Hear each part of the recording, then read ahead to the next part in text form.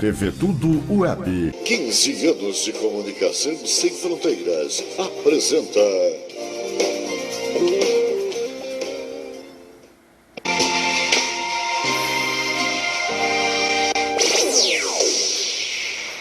Olá, gente. Como eu falei no bloco anterior, que a doutora Elisa continuaria neste segundo bloco com mais assuntos sobre a mulher. Então, doutora Elisa, continuando com o segundo bloco, né? Que você já falou muita coisa ótima no primeiro, e aí vamos para aquela pergunta que eu falei no primeiro bloco: como podemos auxiliar a mulher que, mesmo com medidas protetivas concedidas em ação criminal em andamento, ela recai? Isso a gente vê acontecer sucessivamente. Então, infelizmente, é comum, trata-se de um padrão, inclusive, da mulher, né, nessa situação. É bom colocar aqui o ciclo da violência. O que acontece? Por isso que é bom, é até pertinente eu falar sobre esse ciclo. A primeira fase é a evolução da tensão. Primeira fase, o que o homem faz? Ele ameaça, ele humilha, né? E por vezes a vítima, ela se responsabiliza como se ela tivesse, né, de alguma forma, merecido, contribuído, né, para aquele comportamento do marido, né, do seu companheiro. Então ela se vitimiza, ela se retrai, ela assuma. Isso é a primeira fase. Uhum. Na segunda fase, o agressor, ele explode essas tensões. Ele chega nas vias de fato, ou seja, ele agride, ele humilha, ele chega também em agressões, Darcy, não propriamente física, mas também pode ser as agressões verbal. Então, as agressões verbais, ou seja, a vítima nesse momento, ela tenta procurar ajuda, né, porque ela está sofrendo, né, esse constrangimento, né, e essa dor, inclusive física. Mas mesmo assim, ela ainda se encontra fragilizada. E aí, o que acontece? Um homem, por vezes, ele se arrepende. Aí nós vamos na terceira fase. Na terceira fase, por conta, né, desse arrependimento dele, pede perdão, ele se arrepende, ele pede perdão, ele muda de comportamento, oferece flores, né, tenta recomeçar, fala que vai mudar, né, pede desculpas. E o que acontece com a mulher? Ela acredita dessa mudança, e ela acredita, então ela faz novamente tudo para que volte, né, que fique numa situação que esteja bem dentro do relacionamento. E nós voltamos então para a primeira fase. Então, respondendo a sua pergunta da mulher que recai, é exatamente isso.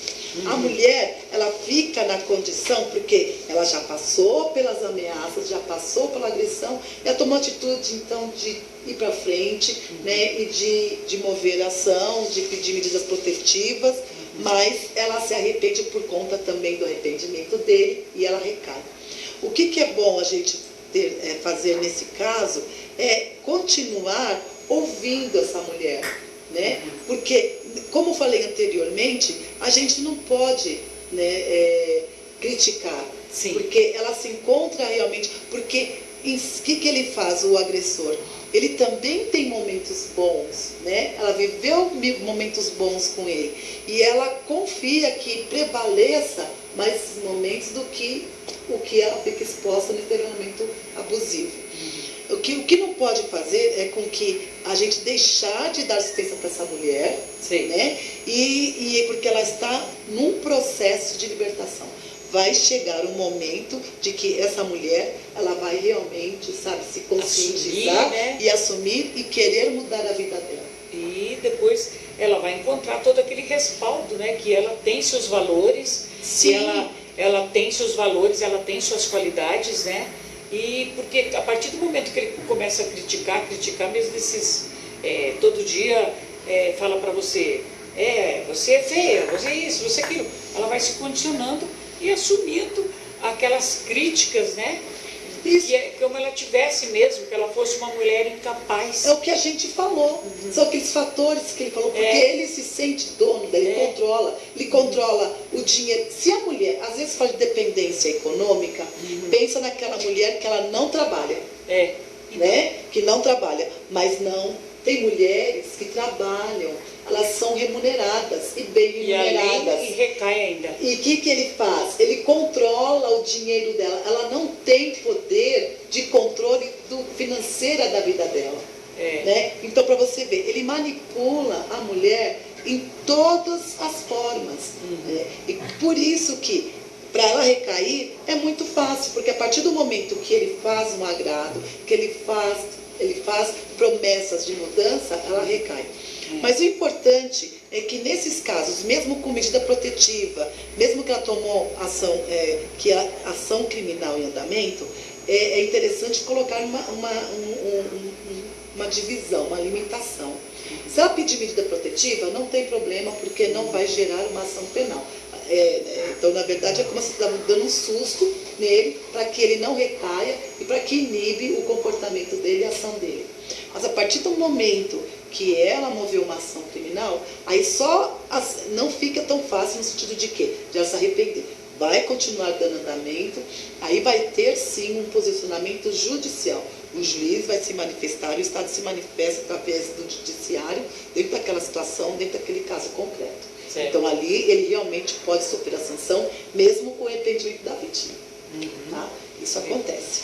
Mas o importante é exatamente isso, é que ela tenha realmente a conscientização. Isso é muito bom, né? Agora, qual a atuação do Estado? Ele pode, inclusive, se envolver em questões familiares? Exatamente, isso que eu falei. Que nós abordamos agora há pouco. Se o Estado não protege, ele penaliza. Então, por isso que tem que ter, sim, a intervenção do Estado para proteger e dar assistência a essa mulher. Porque nós não podemos falar em direitos personalíssimos, né? Falando de indivíduo. Por quê? Porque ele convive em sociedade. Não pode recair no mito, né, de que um conjunto de direitos mais importantes sobressaia sobre o outro. O que nós temos que colocar, na verdade, para deixar de cair nessas armadilhas e compreender que, hierarquicamente, os direitos sobrepostos, né? Temos que compreender o direito na totalidade, né, dentro da cidadania. Então, por isso que não tem, né, que ter essa visão de que compreender que violência doméstica não é privada, ela é doméstica, porém é uma questão pública. Não tem que ter a ver assim, que direito público é fora de casa. E direito privado é dentro de casa. Não é assim que funciona. Não é assim que funciona. Bom, tem mais algumas considerações para se fazer ou posso passar para o outro assunto? Dessa atuação realmente do Estado. O Estado, ele tem, na verdade, a obrigação, né, de tomar, a partir do momento que ele toma ciência, por isso que precisa da manifestação da vítima. Porque também o Estado não tem condições de ter ciência dentro de uma casa. Mas a partir do momento que ele tem essa ciência, por conta da manifestação da vítima ou de terceiros, né, que também pode denunciar, aí sim que ele vai tomar as medidas, né, para salvaguardar, para garantir, né, a integridade física, moral e manter a segurança política, assistencial e psicológica dessa mulher. Legal. Agora, e o divórcio na pandemia? Como é que fica, doutora, o divórcio na pandemia? Qual a diferença em separação e divórcio? Tem acontecido bastante divórcio, eu acredito também, né, na pandemia. E qual a diferença em separação e divórcio? Tá, então vamos falar então especificamente do divórcio. Já é aquela condição, né, que a mulher já tem a conscientização de que aquele relacionamento não vai dar certo, exatamente, não vai prosperar. Então, aquele ranço religioso de que até a morte nos separe, acabou. Certo. Tá? Então, o que a gente pode fazer nesses casos? Então, a mulher que ela tem essa conscientização de que o relacionamento não dá certo, se aí depende de como ela fazer para dissolver esse relacionamento. Né? Como fazer com que o matrimônio não seja, como fazer com que o relacionamento seja rompido, que é através do divórcio. Certo. Né? Como que ela pode fazer? O divórcio, ele tem umas peculiaridades. Vamos colocar primeiro que é necessário, para qualquer ação de divórcio, é necessário ela procurar um profissional, um advogado, né, a qual a oriente de que forma e a melhor condição dela dissolver aquele relacionamento com menos traumático, né, menos oneroso e difícil para as partes. Porque o divórcio, ambas as partes perdem. É sofrido, né? Também. É sofrido. Então, se dentro do divórcio, como que nós podemos colocar então essas peculiaridades? Se o casal, eles chegaram em comum acordo, né, eles entendem que realmente aquele relacionamento ele não já está já não infrutífero, já não resta mais nenhuma oportunidade de reconciliação. Se eles entenderem isso, eles fazem os termos de um acordo e vão até o juiz. Isso se tiver filhos menores, né, ou incapazes. Sim. Eles vão até o juiz, pode ser um advogado para as duas partes, um advogado único, ou cada um com o seu advogado. Eles formulam esse acordo, vão até o juiz, né, e faz, né, e pede a homologação desse acordo. Isso nós falamos que é o divórcio amigável, né, é o divórcio consensual, em que as partes acordam e o que o juiz homologa. Então, é um divórcio judicial, certo, né, por vias judiciais. Tem uma outra situação também que pode ser feito o divórcio das mesmas condições, ou seja, as partes elas acordam, elas concordam com a dissolução, elas fazem um termo, elas não têm filhos menores, elas não têm filhos incapazes. Então, aquele acordo, elas podem ir diretamente ao cartório, né, e fazer com que seja feito por escritura pública, né, que seja então feita o divórcio. Né? No caso, esse divórcio é o divórcio extrajudicial. Sim. Né? Sem problemas. Mas exatamente, e até é mais fácil, menos oneroso para as partes, né? E hoje em dia é muito comum isso. Mas tem a situação de que a mulher ou o homem, não quer separar. É isso que eu ia falar para você. Caso o meu parceiro não concorda com o divórcio, e daí, né? Isso. É esse caso. Então, basta um só não querer, já é o suficiente para já fazer o divórcio. Né? O que acontece? Quando um não quer, ou se não, os termos que são colocados para a separação, eles não estão de acordo, existe muita divergência, né, entre as partes. Então eles não vão conseguir chegar no consenso, não vão conseguir chegar em um acordo nenhum. Então a parte que quer realmente se divorciar, procura um advogado, elabora os termos de acordo e propõe a ação junto ao Poder Judiciário. Né? Então, essa ação que a gente fala que é o divórcio litigioso, e só pode ser proposta judicialmente. Tá? Então, não tem essa possibilidade, essa flexibilidade de ir até o cartório. Legal. Tá? Então, é o litigioso. É realmente um processo de divórcio desgastante para ambas as partes, né? Por conta que existem muitas brigas, envolve questão de alimentos, de guarda, e assim, normalmente é um casal, bens, é um casal que já vem vindo, né, de um relacionamento que já está tumultuado, já está desgastado, e ele quer, assim, ou a parte que deu causa ou não, porque hoje em dia não é necessário dar causa ao divórcio, basta querer.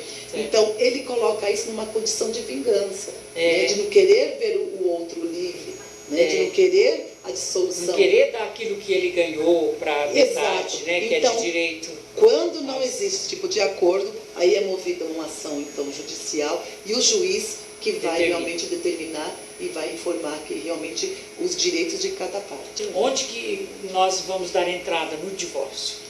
Então, como falei anteriormente, a gente pode dar entrada judicialmente, né, em caso assim de divórcio consensual ou litigioso, né, conforme for, né, pelas partes, ou Pode ser através do cartório, que é o extrajudicial. Diante da pandemia, o que acontece? Os tribunais, eles não estão atendendo presencialmente, mas podemos fazer as ações de divórcio via eletrônica. Por isso que é interessante contratar um advogado que tem esse perfil mediador, né, esse perfil colaborativo, para que faça com que as partes elas consigam, sabe, resolver aquela contenda, consegue resolver aquele conflito para ela se separar. Né? Então, por isso que é bom ter um profissional experiente na área para direcionar, né, para deixar menos penoso para a sua cliente. Eu queria que você deixasse também o seu telefone, os seus endereços, para que a pessoa possa entrar em contato com você. Tá, ok. O meu telefone é 97330-4933. Fixo é o 2939-1013. Doutora Elisa, muito obrigada pela sua presença. Foi um prazer recebê-la aqui. Tá bom? Eu que agradeço mais uma vez, né, por estar nesse canal, né, e por estar elucidando essas questões assim tão atuais, né, que é importante para todas as pessoas e para os nossos ouvintes. Muito obrigada a todos. Obrigada. E vocês continuem assistindo o nosso canal www.tvtudoweb.com.br, que nós estamos com mais de 50 mil acessos mensal, graças a esses profissionais que nós estamos trazendo sempre para dar informação à nossa sociedade. Muito obrigada a todos, uma boa tarde. Boa tarde.